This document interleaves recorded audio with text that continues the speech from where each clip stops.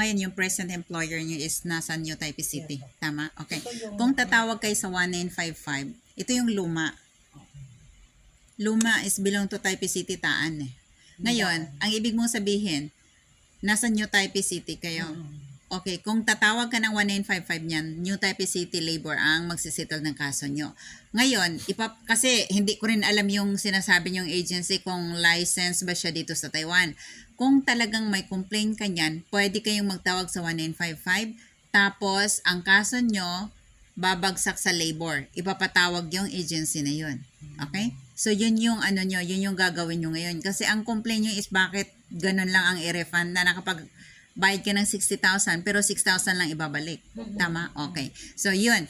Kung ano kasi ngayon dito sa amin, di namin ma-identify yung agency na yan kung legal siya or ano yung status or kaya private. Kasi marami ngayon dito na mga private nangungulikta ng bayad.